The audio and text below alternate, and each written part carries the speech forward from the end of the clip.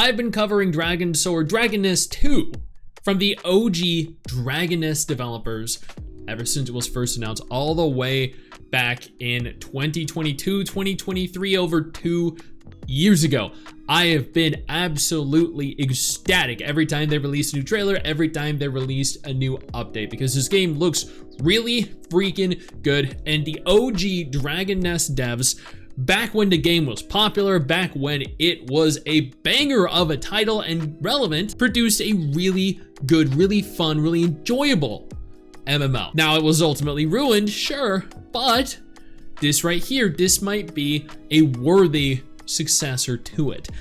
I've been documenting the various stages of development over the course of the last 2 years. There have been a grand total of, I think, 3 different trailers released thus far. There's been small snippets of information accompanying those trailers, slowly expanding the knowledge we have on the game. And then 3 days ago, after 5 months of silence, not only is there now an official website, not only is there now an official confirmed global publisher, but we got a brand new trailer, and they confirmed the very first closed beta test, with pre-registration opening for said closed beta test on May 8th. That is crazy. That is so exciting. Over 2 years, I have been covering this game, and finally, I might get to play it. Their official website states the 8th of May. It is in Korean. Scrolling down, adding to the fun of exploration, a vast open world. There were people that were saying it would not be. They were saying that this is going to be an instance MMO just like Dragon Nest was. Evidently not. They are claiming a vast open world. In the boundless continent filled with the light of the goddess, a beautiful world and free adventure unfolds. Unique action sequences and strategic battles, adventure action RPG, dynamic and splendid action scenes implemented with Unreal Engine 5. Experience Dragon Sword's unique strategic battles, and this is quite the aesthetically appealing elf waifu. It unfolds in the first kingdom Orbis, journey to the Dragon Sword, the journey of Lute and the mercenary group to become the hero Dragon Sword who defeated the dragon. Check out the relationships formed and the truth about the world revealed in the process. And that is everything currently available on their website. They do have a Twitter account. I'm gonna go ahead and follow this. I did not know that this existed. Once again, there was a trailer released accompanying this reveal.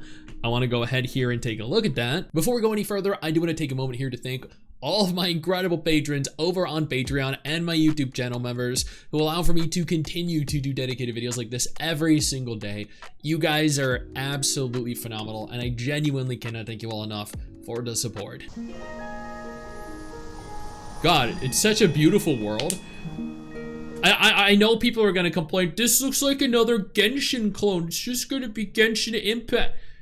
Relax. That's okay. It's okay if they use a graphical aesthetic akin to Genshin. That just means it'll appeal to that demographic of players.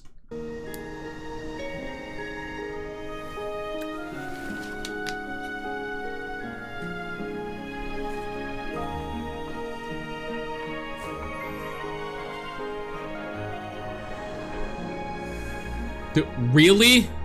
Really? That's it? Are you for real right now? For reference, for those of you that didn't see the original trailer, it seems as though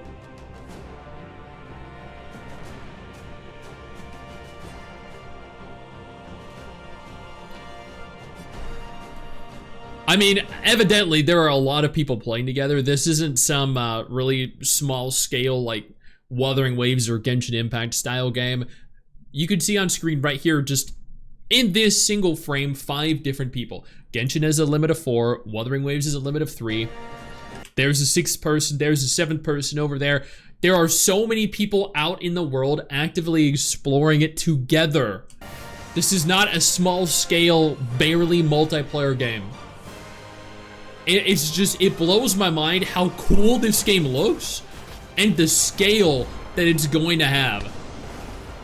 It has mounts, aerial mounts, underwater mounts. It has so much diversity in terms of classes, characters, combat styles. It's just, it looks so sick. And much like the original Dragon Nest, I'm assuming here that you're gonna have individual classes that have their own personalities, identities, and this just looks so good. And there's so many people in the dungeons and raids. Like, look how many people you can see on screen. There's literally like 10 people. That is so cool.